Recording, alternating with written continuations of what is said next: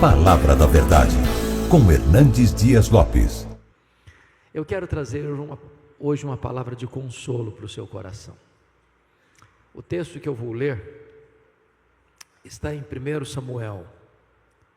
1 Samuel capítulo 1. Peço que você abra comigo nesta passagem.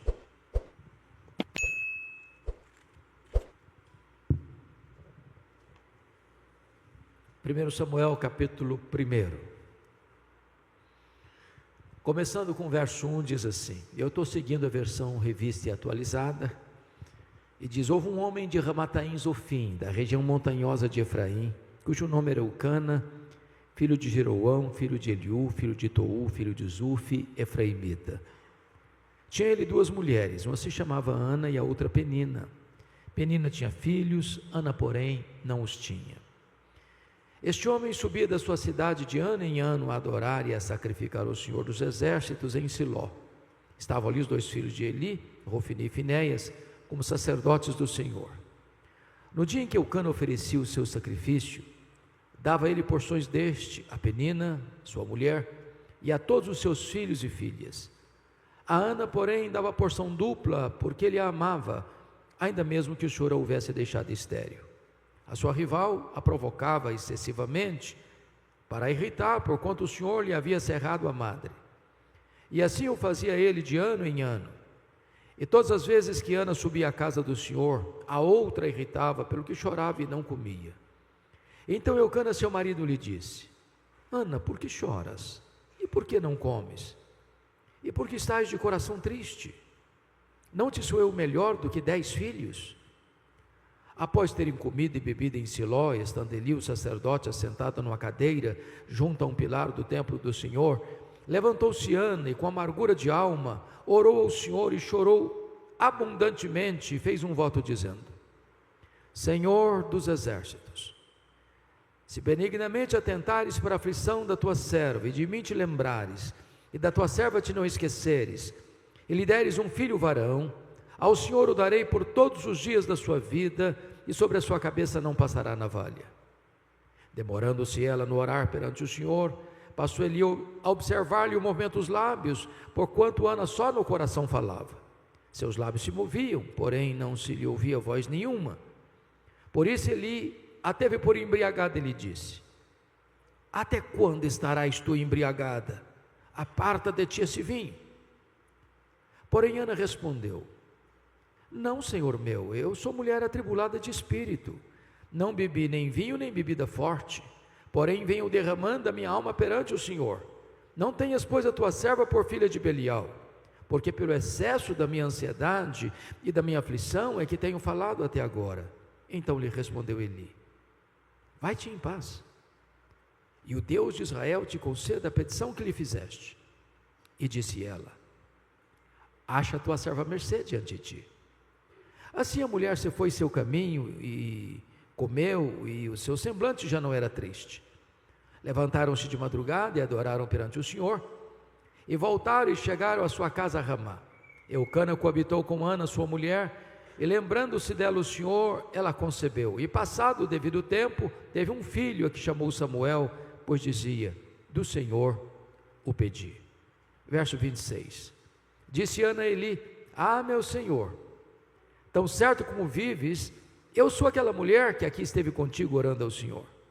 Por este menino orava eu, e o Senhor me concedeu a petição que eu lhe fizera, pelo que também o trago como devolvida ao Senhor, por todos os dias que viver, pois do Senhor o pedi. E eles adoraram ali o Senhor. Amém. O tema que eu quero tratar nesta noite é, não desista de seus sonhos. Não desista de seus sonhos. Era o ano de 1952 na Nova Zelândia, quando um grande esportista daquele país nutriu um sonho inédito, audacioso, o sonho de escalar a montanha mais alta do planeta, o sonho de chegar no topo do Pico Everest com mais de 8.800 metros de altitude. Ele se preparou para aquela grande empreitada da sua vida. Quando partiu para realizar o seu sonho, ele fracassou. ele não conseguiu chegar no topo do Everest. Meses depois, ele foi convidado para dar uma palestra em Londres, e quando ele chegou no auditório, propositadamente as pessoas colocaram uma grande gravura do Monte Everest na parede. Ele entrou no auditório, olhou para a gravura, abaixou a cabeça, dirigiu-se à plataforma.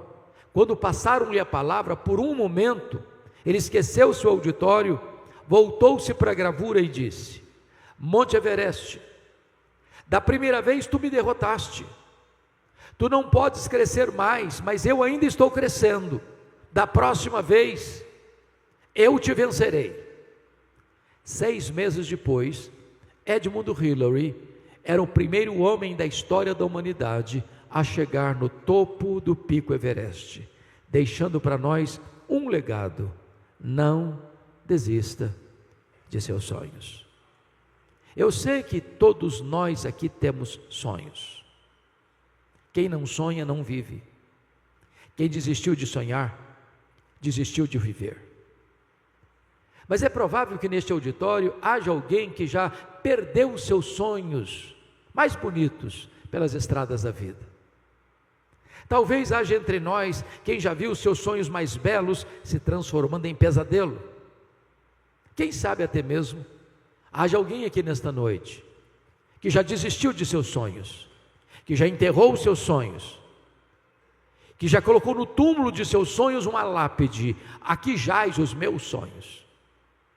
Eu quero encorajar você nesta noite a trazer esses sonhos e a colocá-los de volta na presença de Deus, porque o Deus a quem estamos adorando e servindo nesta noite é o Deus dos prodígios, é o Deus das maravilhas, é o Deus que opera milagres, é o Deus para quem não tem causa impossível, é o Deus para quem não tem casamento irrecuperável, é o Deus para quem não tem enfermidade incurável, é o Deus que pode tudo quanto Ele quer. Esse texto retrata uma mulher que tinha um sonho bonito, um sonho legítimo, um sonho de ser mãe. O problema é que Ana é estéril. O problema é que o sonho de Ana está sendo adiado. E eu fico imaginando que se Ana vivesse hoje, se ela fosse nossa contemporânea, certamente ela enfrentaria algumas abordagens.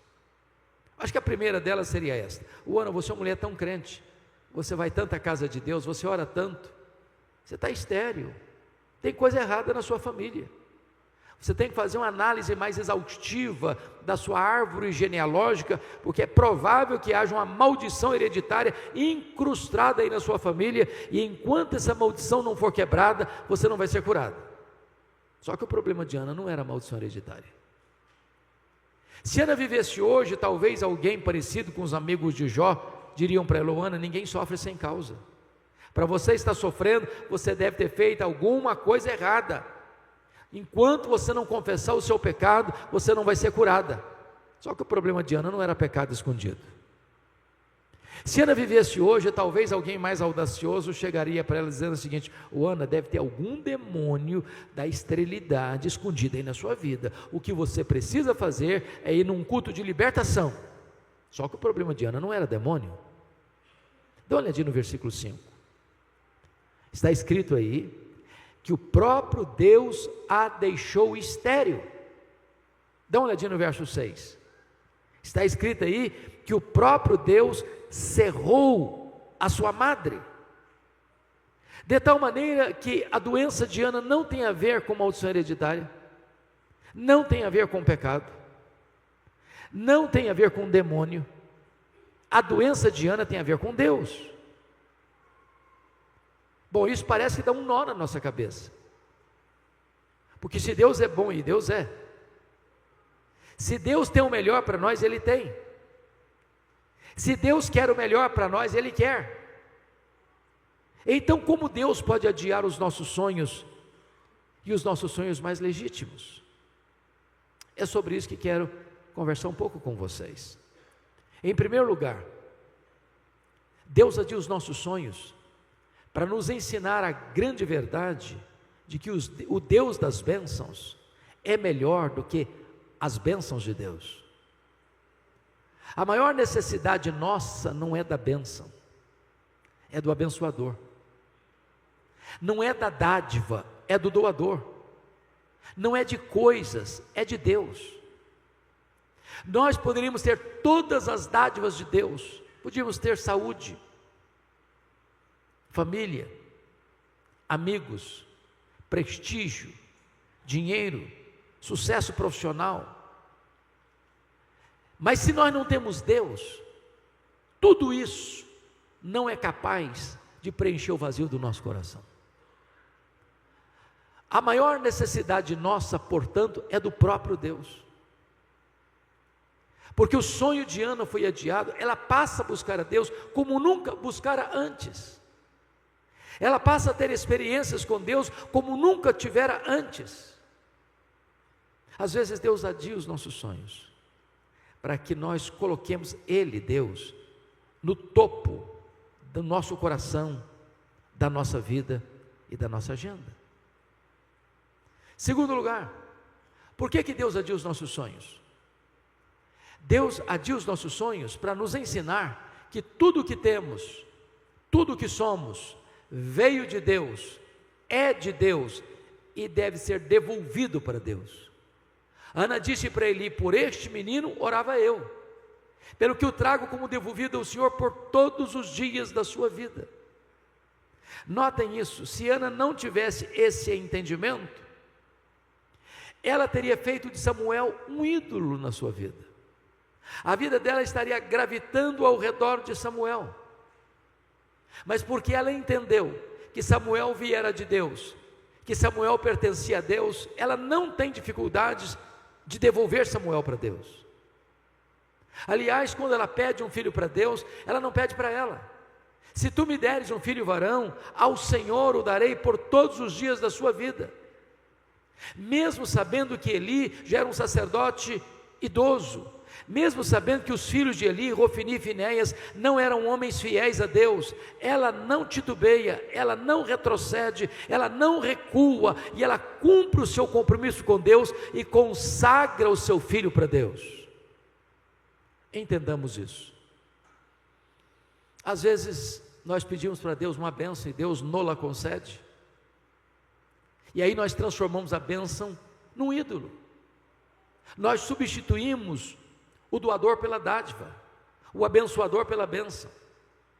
Por exemplo, pedimos para Deus prosperidade, e Deus dá prosperidade. A Bíblia diz que a bênção do Senhor enriquece e com ela não tem desgosto. A Bíblia diz: riquezas e glórias vêm de ti. É Deus quem fortalece as nossas mãos para adquirirmos riquezas. Aí a pessoa começa a prosperar.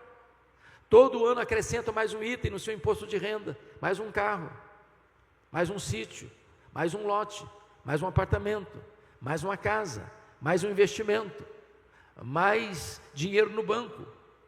Aí a pessoa já não tem tempo mais para Deus.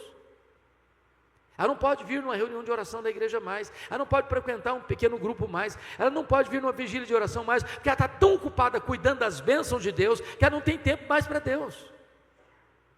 Ela substituiu o Criador pela criatura, o doador pela dádiva, o abençoador pela bênção. Meus amados, precisamos entender que tudo o que nós temos e tudo o que nós somos veio de Deus, é de Deus e deve ser devolvido para Deus. A vida que temos é de Deus, a família que temos é de Deus, a casa que moramos é de Deus, o carro que andamos é de Deus, a saúde que temos é de Deus, o trabalho que temos veio de Deus, tudo veio de Deus. Então devolva para Deus o melhor daquilo que Deus lhe tem dado. Põe o seu Samuel no altar de Deus. Terceiro lugar, por que Deus adia os nossos sonhos? Deus adia os nossos sonhos para nos ensinar que os seus planos são maiores e são melhores do que os nossos melhores sonhos. Qual era o sonho de Ana? Apenas ser mãe. Qual era o projeto de Deus para Ana?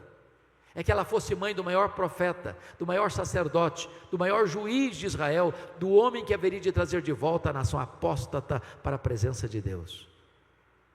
Às vezes você endereça a Deus um pedido e Deus olha para você e diz: ah, meu filho, ah, minha filha, eu não vou atender não, você está pedindo pouco demais, seu pedido é acanhado demais, Eu tenho coisa melhor para você. Estou preparando algo muito maior para você.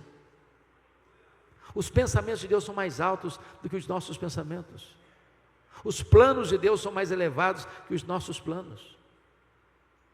Eu fico olhando para a Bíblia e observando a história de José. O José estava na prisão. E ele pediu ao copeiro do faraó para lembrar-se dele quando saísse da prisão. E o copeiro do faraó esqueceu-se de José. E ele passou mais 2 anos mofando na cadeia. E você pergunta, mas onde está Deus? Que deixa um filho seu inocente padecer numa prisão. Por que Deus não tirou José da prisão quando ele queria sair da prisão? Se José tivesse saído da prisão quando ele queria sair de lá, o máximo que ele teria sido era um bom lavador de copos no palácio do faraó. Deus o deixou mais 2 anos na prisão, porque nesse tempo Deus estava construindo a rampa do palácio para sair da prisão e ser o governador do Egito. Quando Deus parece demorar, não é porque Ele está longe, não é porque Ele está indiferente, é porque Ele está preparando algo maior e melhor para a nossa vida, porque não há Deus como o nosso que trabalha para aqueles que nele esperam. 4º lugar, por que Deus adia os nossos sonhos? Deus adia os nossos sonhos porque Ele é Deus, livre e soberano, que faz todas as coisas conforme o conselho da sua vontade. Confira comigo o capítulo 2, versos 6 a 8, no Cântico de Ana.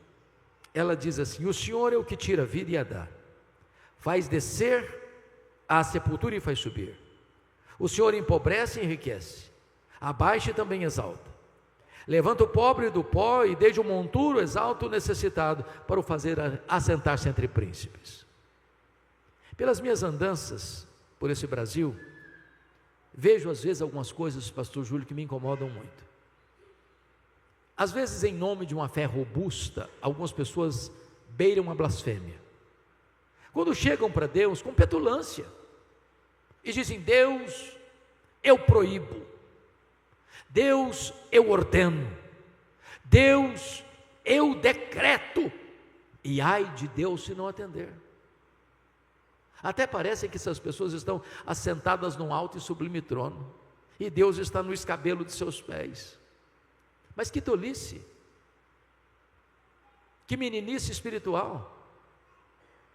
O nosso Deus está no trono, Ele tem as rédeas da história em suas mãos.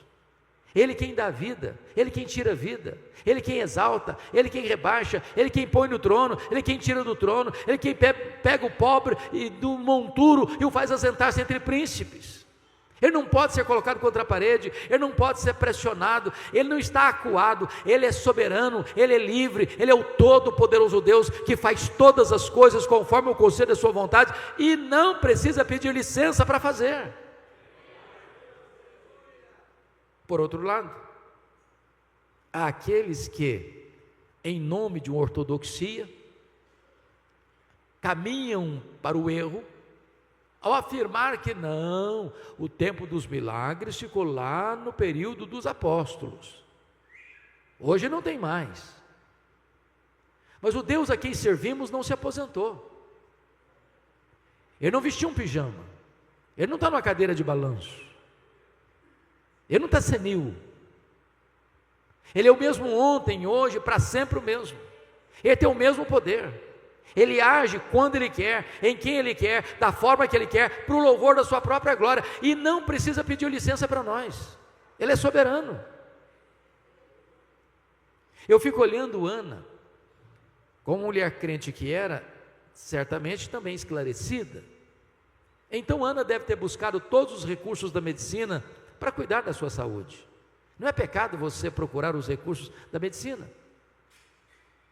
porque toda ciência é ciência de Deus, todo conhecimento é conhecimento de Deus, tudo procede de Deus. Deus cura com os meios, Deus cura sem os meios, Deus cura apesar dos meios, mas porque quem cura é Ele. Então eu fico imaginando que toda mulher, sem exceção, gosta de andar com a bolsa do lado, às vezes até mais do que uma. Eu fiquei pensando que Ana devia carregar nesta bolsa os últimos exames da junta médica de Ramá, dizendo para ela: não tem jeito, não tem cura, não tem solução. Mas Ana entendia outra coisa: se Deus quiser, tem jeito, porque a última palavra não é da ciência, a última palavra não é da medicina, a última palavra é do Deus vivo. Se Ele quiser, tem jeito. É por isso que Ana ora, é por isso que Ana chora, é por isso que Ana jejua, é por isso que Ana insiste, é por isso que ela bate a porta da graça, é por isso que ela não desiste de esperar um milagre. Deus opera maravilhas ainda hoje. Eu estava fazendo uma visita há muitos anos lá em Vitória, no hospital. Quando eu chego na porta do hospital, tinham 3 pessoas na porta, 3 mulheres, e uma jovem, dentre elas, uma das 3 pessoas era uma jovem de 17 anos. Essa menina estava num estado avançado, num tratamento de câncer, com muitas metástases pelo seu corpo. E o médico que cuidava dela lá na nossa cidade do interior, disse para ela: minha filha, aqui não tem CTI, como não tem até hoje, e você precisa de um CTI para continuar o tratamento. Aqui nós esgotamos todos os recursos. Só que ela não tinha plano de saúde e não tinha vaga no CTI. Eu era amigo do diretor do hospital, fui conversar com ele. E ele me disse: pastor, não funciona assim. Não tem vaga. Eu não posso tirar um paciente para botar outro. Hoje eu não posso recebê-la. Fiquei um pouco frustrado. Voltei para a porta do hospital e fiz o que eu não tenho o hábito de fazer. Não me lembro se fiz isso novamente, mas naquele dia eu fui inclinado a fazer isso. Eu disse: filha, aqui não tem vaga para você, mas nós podemos fazer algo melhor do que encontrar uma vaga num CTI. Nós podemos pedir a Deus para curar você nesse momento. Eu impus as mãos sobre ela e pedi para que Jesus a curasse. Quando eu terminei de orar, aproxima-se um rapaz que também conhecia aquela moça, era também da minha cidade. Disse: eu conheço você, e você tem um primo que é médico numa outra cidade do município, numa outra cidade do estado, e lá tem CTI. Então vamos ligar para lá agora. Peguei o telefone, liguei, ele atendeu. Falou: pode trazer minha prima para cá, aqui tem CTI, aqui tem vaga, traga todos os exames que eu quero olhar. Ela foi 190 quilômetros. Quando chega lá, ele constata a gravidade do problema pelos exames, submeteu-a a novos e rigorosos exames e não encontrou absolutamente nada no seu corpo. Aquela moça voltou para sua casa naquele mesmo dia. Todos os anos eu prego lá na minha igreja, na minha cidade, período de Natal e Ano Novo.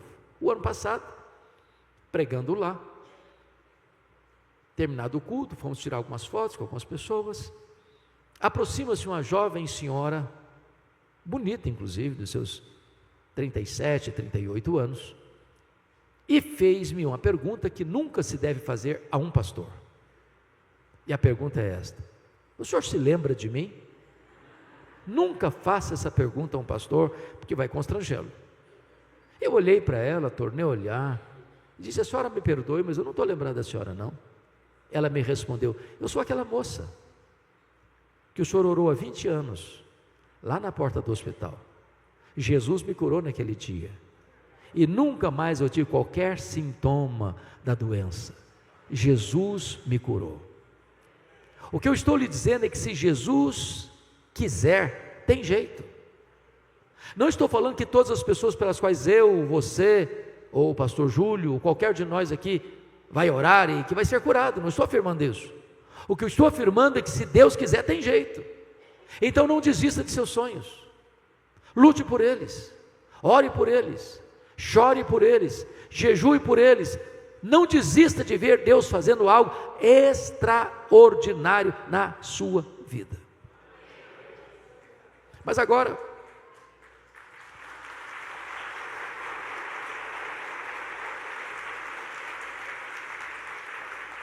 vamos ao segundo ponto dessa mensagem. Se você tem sonhos, tenha cautela e muito cuidado, porque existem assassinos de sonhos soltos por aí que querem matar os seus sonhos. E Ana teve que lidar com 3 assassinos de sonhos. A primeira pessoa que quis matar o sonho de Ana foi a sua rival Penina. A Bíblia diz que Penina irritava Ana, provocava Ana. Mormente, quando Ana subia à casa de Deus, à casa do Senhor, a Penina irritava de tal maneira que ela começava a chorar. Ana perdia o apetite, entrava em depressão. Eu não sei o que é que Penina dizia para Ana, mas uma coisa eu tenho certeza: Penina não era uma mulher de Deus, porque gente de Deus não vive para infernizar a vida dos outros. Gente de Deus é bálsamo, gente de Deus é aliviador de tensões. Mas à luz do versículo 6, eu acho que a Penina dizia mais ou menos o seguinte para Ana: Ana, você é uma mulher tão crente, você vai tanto à casa de Deus, você ora tanto, você chora tanto, está aí estéril. Eu não sou crente igual você, eu não frequento a igreja igual você, eu não oro igual você, aí estou cheio de filhos e filhas. Se esse negócio de orar funcionasse, você não estava nessa. Tem muita gente assassina de sonhos dizendo para você: isso aí, você está doente, você não ora, você não é crente, você não é dizimista, está passando uma magrela aí, está passando um aperto aí, esse negócio de orar vai nada, não funciona não. Quer plantar na sua mente a dúvida, dizendo que se você é crente, você não pode ficar doente, você não pode ficar desempregado, você não pode ter crise financeira, você não pode passar por problema. Jesus nunca prometeu, nem para você e para mim, que nós não teríamos aflições neste mundo. O que Ele prometeu é estar conosco todos os dias, até a consumação dos séculos. A segunda pessoa que quis matar os sonhos de Ana foi o sacerdote Eli. Todo ano, Ana subia a Siló. Não consta o texto que nenhuma dessas idas, nem Eli, nem Rofini, nem Finéias, olhasse para Ana, conversasse com Ana, orasse com Ana, orasse por Ana, chorasse com Ana. A primeira vez que o sacerdote dirigiu a palavra para Ana, foi para sacar contra ela um pesado libelo acusatório, chamando-a de filha do demônio, filha de Belial, de bêbada e embriagada dentro da casa de Deus. Eu acho até mesmo que se a Ana fosse da igreja Nova Batista, ela ia sair da igreja. Eu acho que ela faria até um pouco mais. Eu acho que ela ia fazer uma campanha para tirar o pastor Eli da igreja. Por muito menos as pessoas fazem isso hoje. Você conhece crente cristal? Porcelana? Qualquer coisinha se melindra, qualquer coisinha, então eu nunca mais volto nessa igreja. Ana era uma mulher madura, uma mulher que tinha tutano espiritual. Ela disse: não, meu senhor, não estou bêbada não, eu sou uma mulher atribulada de espírito, o que eu estou fazendo é derramando a minha alma perante o meu Deus. Mas havia um terceiro assassino de sonho na vida de Ana: Eucana, seu marido. Pasmem vocês, Eucana era um maridão, era um homem presente, um homem amoroso, um homem provedor. Mas o Eucana tinha um problema: cabeça dura demais. Eu acho que ele não acreditava em milagres, porque conhecia a história da redenção. Ele sabia como Deus havia curado Sara, ele sabia como Deus havia curado Rebeca, ele sabia como Deus havia curado Raquel. Ele via Ana chorando, ele via Ana orando, ele via Ana clamando a Deus constantemente para ser curada. Não consta a Bíblia em momento nenhum que ele chegasse para ela dizendo: oh, Ana, eu vejo que você ora, eu vejo que você jejua, eu vejo que você pede, conta comigo, eu estou do seu lado, eu vou orar com você, eu vou orar por você, quem sabe Deus faça um milagre na sua vida. Não consta a Bíblia que ele tenha feito isso. Mas o versículo 8 consta que ele chamou Ana para uma conversa. Eu vou parafrasear essa conversa. Eu acho que foi mais ou menos o seguinte: Ana, vem cá, filha, vem cá, eu preciso bater um papo com você. Ô Ana, falando sério, não dá mais. Esse negócio de ser mãe está virando uma obsessão na sua vida. Você está doente, mulher, você só sabe chorar. Para com isso, chega. Você não sabe que a junta médica de Ramá já deu o diagnóstico que não tem cura? Para que você insiste? Aliás, Ana, você não está nem aproveitando o maridão que você tem. Você não sabe que eu sou melhor que 10 filhos para você? Se fosse hoje eu diria: ô Ana, pensa em mim, liga para mim, chore por mim, não chore por ele, Ana. Tem assassino de sonho aí bem perto de você, cuidado. Não desista de seus sonhos. Terceiro e último ponto: o que fazer quando os nossos sonhos estão sendo adiados? Ana nos ensina 3 coisas. Primeiro, se os seus sonhos ainda estão sendo adiados, continue crendo, continue orando, continue jejuando, continue chorando, continue batendo a porta da graça de Deus. Não retroceda, não pare, não desista, ande um pouco mais, chore um pouco mais, ore um pouco mais, jejue um pouco mais, persevere um pouco mais.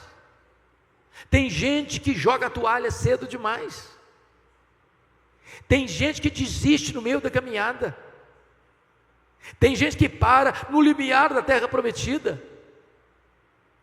O tempo nosso não é o tempo de Deus. Então continue, então prossiga. Meus irmãos, quantos casamentos acabaram porque faltou um pouquinho mais de paciência, um pouquinho mais de ternura, um pouquinho mais de perdão. Não desista, não abra mão da vitória. Me permita ilustrar. Norman Vincent Peale foi um pastor metodista. Ele escreveu o seu primeiro livro, O Poder do Pensamento Positivo, e procurou uma editora para publicar o seu livro. Acho que quase todo o primeiro livro de um escritor, ele vai ter problema para publicar, via de regra. Não é que as editoras olharam e não gostaram do conteúdo, não. Elas têm medo de investir. Aí dão uma desculpa: não, esse ano não dá, esse ano não faz parte da filosofia, não faz parte do calendário, quem sabe o ano que vem, quem sabe outra oportunidade, e vão dando algumas desculpas. Então, quando ele bateu nas portas e nenhuma porta se abriu, ele ficou muito frustrado. Ele chegou em casa, jogou os rascunhos do livro no lixo, e disse: no lixo vão ficar os meus sonhos de escritor. Dona Ruth, sua mulher, mais crente e mais otimista do que ele, como via de regra as mulheres são, pegou os rascunhos do lixo e disse: eu vou lutar pelos seus sonhos, eu acredito nos seus sonhos, eu vou correr atrás de novas editoras. Encontrou uma editora que se interessou pelo livro. Resultado: esse livro já vendeu mais de 40 milhões de exemplares. Um dos maiores best-sellers da literatura. Estavam no lixo. Não desista de seus sonhos. Na política americana tem um homem que me impressiona muito, Franklin Delano Roosevelt. Esse cidadão estudou em Harvard, esse cidadão estudou em Columbia, esse cidadão entrou na política, tinha uma carreira brilhante, mas o sonho dele era ser presidente dos Estados Unidos da América. Aos 39 anos de idade, ele sofreu poliomielite, ficou paraplégico numa cadeira de rodas. Alguém se aproxima dele e diz: numa cadeira de rodas você nunca será presidente dos Estados Unidos da América. Ele respondeu: pois eu nunca vou desistir.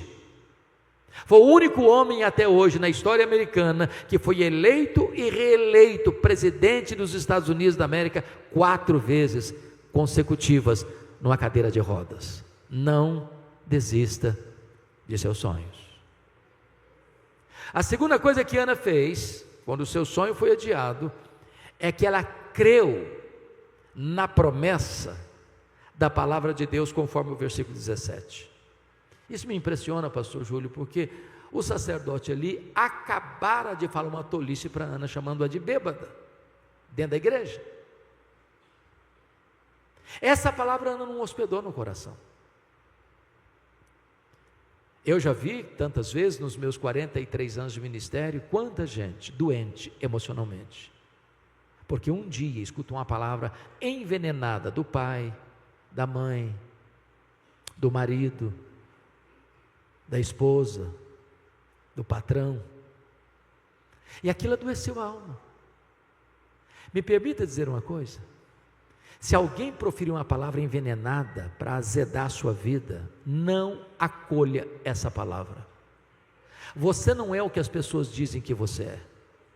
Você nem mesmo é quem você pensa que você é quem Deus diz que você é.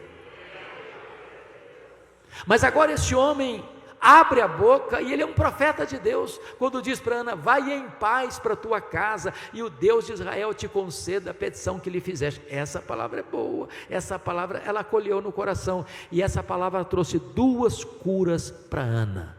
Lá em Siló, Deus curou a sua alma, Deus curou as suas emoções, que quando ela saiu de lá, o rosto dela resplandecia, a Shekinah de Deus estava no rosto dela, havia um semblante novo na vida dela, a tristeza tinha ficado para trás, ela tomou posse da promessa da palavra de Deus. Mas diz o texto, que ela desceu para Ramá com seu marido, coabitou com seu marido, Deus se lembrou dela, ela concebeu, ela deu à luz a um filho, a quem pôs o nome de Samuel. Então, lá em Siló, Deus curou a sua alma, lá em Ramá, Deus curou o seu ventre. Lá em Siló, ela creu, lá em Ramá, o milagre aconteceu. Lá em Siló, ela tomou posse da promessa, lá em Ramá, o milagre tornou-se realidade na sua vida. Agora, notinha de rodapé. O que Ana fazia? Constantemente, chorava. Humanamente falando, um homem não é atraído por uma mulher não atrai o seu marido com o rosto coberto de lágrimas. Ela quer ser mãe, mas ela não consegue sequer atrair o próprio marido. Eu fico imaginando, brincando um pouco com vocês, que quando Ana saiu de Siló, rosto brilhando, eu acho que ela passou os melhores cosméticos, botou o melhor perfume, colocou a melhor roupa, e o Eucana disse: uau, vai ter avivamento lá em casa hoje?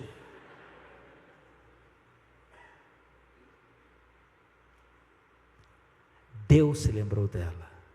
Quando? Quando ela creu na promessa de Deus. Eu quero dizer para você que Deus é avalista da sua própria palavra. O que Ele promete, Ele cumpre. E o que Ele faz, ninguém pode impedir a mão de Deus de fazê-lo. Mas a última coisa que Ana fez foi voltar às trincheiras da luta. A partir desse momento você não vê Ana mais chorando, a partir desse momento você não vê Ana mais num quarto escuro, a partir desse momento Ana volta às trincheiras da luta. Meus irmãos, me permita lhes dizer isso, uma das verdades mais consoladoras da Bíblia é o que nós chamamos de soberania de Deus. O que significa isso? Significa que você não crê em acaso, você não crê em sorte, você não crê em azar, você não crê em coincidência, você não crê em determinismo cego, você não crê em misticismo, você não crê em sincretismo, você não crê em olho gordo, você não crê em macumba para crente, você crê que a mão de Deus dirige o seu destino. Você crê que Deus não é surpreendido pelo seu problema, Deus não foi pego de surpresa porque você está passando por uma luta, Deus não é desconhecedor do vale que você atravessa. Tudo que acontece com você é porque Deus sabe, é porque Deus permite e é porque Deus tem um propósito. Se você está passando por uma luta, saiba disso, essa tempestade não está vindo para destruir você, mas para tonificar as musculaturas da sua alma. Deus está preparando você para uma vitória maior, para uma bênção mais esplêndida, para uma experiência mais profunda com Ele. É por isso que crente tem que ser animado, sabia? Tem que ser animado.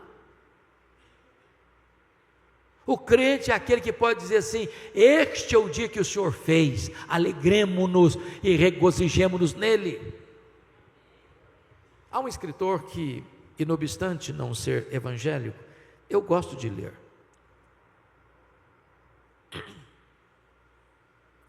Og Mandino, não sei se você já leu O Maior Vendedor do Mundo, vale a pena. Mas o que me impressionou em Og Mandino não foram nem suas obras não, foi a sua biografia.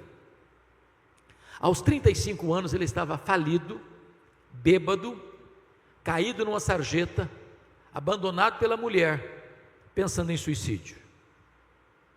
10 anos depois, aos 45 anos, Ele estava no topo da fama mundial, escrevendo livros lidos e traduzidos no mundo inteiro, encorajando as pessoas a viverem com otimismo. Aí eu fico pensando, se um cara que nem crente consegue viver com otimismo, e você, que é filho de Deus, que tem seu nome escrito no livro da vida, que foi selado com o Espírito Santo, que está aguardando a gloriosa volta do Senhor Jesus?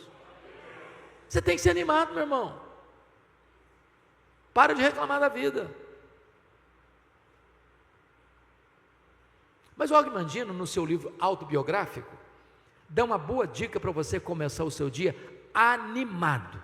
E é muito simples a dica dele. Você quer começar o seu dia animado? Diz ele, faz o seguinte, naquela época, hoje não dá mais, compre o melhor jornal da sociedade, porque hoje não compramos mais jornal, não é verdade? Você tem tudo aí no seu smartphone, mas então abra o seu smartphone, no melhor jornal, eu não sei se é Folha, se é Estadão, da sua preferência. Agora, você não é tão corajoso, audacioso, a ponto de querer começar o seu dia lendo as páginas políticas. Você vai ficar depressivo, você vai ficar com raiva, você vai perder seu dia, então pula logo essa página. Claro, você também não é tão corajoso a ponto de querer começar o seu dia lendo as páginas econômicas, porque a coisa está feia para o nosso lado. A taxa de juros está 15% ao ano, a economia está derretendo, e você vai ficar em pânico, então pula também a página econômica. Bom, é claro que você também não é tão corajoso assim para que começar o seu dia lendo as páginas policiais, você vai ficar com medo até de sair de casa, então pula essa página também.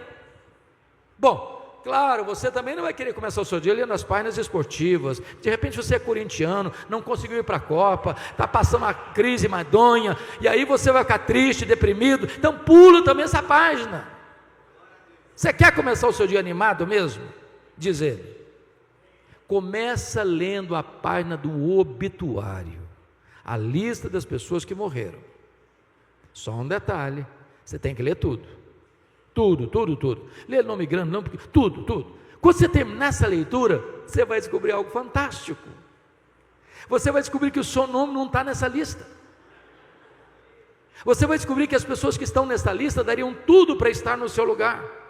Você vai descobrir que você está vivo, e se você está vivo, um milagre de Deus pode acontecer na sua vida hoje. Não desista de seus sonhos.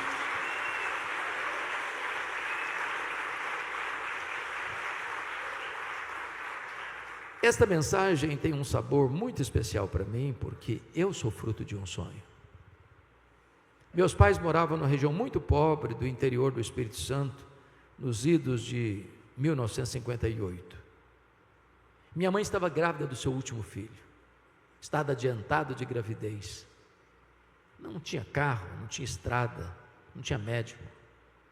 Quando a pessoa ficava doente, ela tinha que ser transportada numa padiola, um lençol amarrado num varal e duas pessoas carregando pela trilha. O meu pai sabia que a minha mãe não suportaria uma viagem de 40 quilômetros, onde ficava um posto médico. Então ele mandou chamar um médico. Ele veio, examinou a minha mãe e disse: essa mulher não vai sobreviver. Ela está muito doente, ela está muito fraca. O bebê que está no ventre dela tem agonia de morte. E a única chance de salvar a mãe é sacrificar a criança. Se não sacrificar a criança, a mãe morre junto com a criança. Naquele impasse, a minha mãe tomou outra decisão e disse: eu não desisto desse filho, eu não abro mão desse filho, eu estou pronto a morrer com ele, a morrer por ele, mas eu não desisto dele. E ela fez um voto para Deus, diz: meu Deus, se tu poupares a minha vida, se tu poupares o meu filho, eu consagro este filho para ti, para que ele seja um pastor, um pregador do Evangelho. Deus ouviu a oração da minha mãe e eu nasci na roça. Fui calçar o meu primeiro par de sapatos com 8 anos de idade, com as mãos calejadas. Onde eu morava não tinha escola, não sei, escola primária. Nunca ninguém tinha saído dali para fazer além de 4ª série primária. Com 8 anos eu entrei na escola. Com 12 anos já tinha terminado os meus estudos. De forma incompreensível até, eu sempre tive uma sede imensa de aprender. Na minha casa não tinha livros, tinha um dicionário velho, rasgado. E com 10 anos de idade eu começo a decorar as principais palavras daquele dicionário. Por providência divina, a professora que me alfabetizou estava se mudando para Vitória. Sabendo do meu sonho de estudar, ela me perguntou: você tem coragem de vir comigo? E eu, que nunca tinha dormido uma noite fora de casa, respondi para ela: se os meus pais deixarem, eu vou. Com 12 anos eu nunca tinha visto um aparelho de televisão. Com 12 anos eu nunca tinha entrado numa cidade. Com 12 anos eu subi na carroceria de um caminhão e fui parar no pior bairro da Grande Vitória, dentro de um mangue, do lado de um prostíbulo, um barraco de tábuas de 4 cômodos, com 10 pessoas. Um dos meus últimos livros eu dediquei a essa professora, e até hoje eu não consigo entender como é que ela me levou para a casa dela. Ela tinha 1000 motivos para não botar mais ninguém na sua casa, tão pequena. Mas foram tempos dificílimos. Muitas vezes, eu namorei um pão de sal na vitrine de um botequim, com muita fome, e não tinha dinheiro para comprar um pão de sal para comer. Muitas vezes procurei açúcar, farinha para comer, não tinha açúcar ou farinha para comer, e eu chorava muito. Mas eu tinha um sonho, eu queria lutar por ele. Mas pasmem vocês, o meu sonho era ser político e advogado. Naquela época as eleições eram realizadas nos palanques, as campanhas eram nos palanques em praça pública. Enquanto o último orador não descia do palanque, as luzes não apagavam, eu não ia embora. No dia que eu fiz 18 anos, eu tirei meu título e me filiei num partido. Eu tinha sonhos. Até o dia que eu conversei com um presbítero, homem de Deus, e contei para ele os meus sonhos e disse: depois que eu realizar os meus sonhos e for um político de projeção e um advogado de sucesso, eu quero encerrar minha biografia entrando num seminário para pregar o evangelho no final da minha vida. E esse homem literalmente botou o dedo no meu nariz e com a autoridade de Deus ele disse: você quer dar as sobras para Deus. Deus quer você agora, Deus quer você na sua juventude, Deus quer a sua força e a sua inteligência hoje. E aquela palavra entrou no meu coração como uma flecha. Eu saí dali 1000% convencido de que ali Deus estava me chamando para o ministério. Se eu tivesse 10 vidas, eu queria ser pastor nas 10. A primeira pessoa que eu comuniquei sobre o meu chamado foi para minha mãe. Ela era uma mulher analfabeta, mas sábia. Ela nunca me contou o projeto dela com Deus. Ela pensava: se eu contar, ele vai para um seminário sugestionado. O Deus que fez um milagre da minha vida vai fazer na vida dele. Quando eu liguei para ela e disse: mamãe, os meus sonhos mudaram, Jesus me chamou para o ministério, eu vou para o seminário. Eu disse: meu filho, por esta causa eu já orava antes de você nascer. Antes da minha mãe partir para Jesus, ela me chamou à sua casa e me contou toda essa história. E me disse mais: meu filho, nesses anos todos, eu nunca deixei de me levantar de madrugada, dobrar os meus joelhos e pedir para Deus capacitar você, para Deus levantar você, para Deus instrumentalizar a sua vida. E eu chorei muito com ela. E disse: mamãe, a senhora está me ensinando a lição mais importante da minha vida. A senhora está me ensinando que um filho nunca é pobre se tem uma mãe que ora por ele. A senhora está me ensinando que o mais importante não são os meus sonhos, mas o plano de Deus para a minha vida.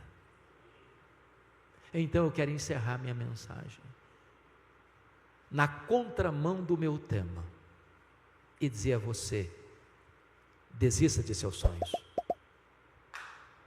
Desista de seus sonhos, mas nunca desista do plano de Deus para a sua vida.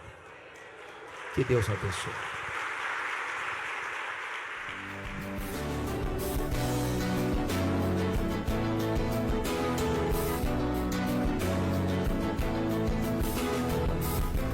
Palavra da Verdade, com Hernandes Dias Lopes.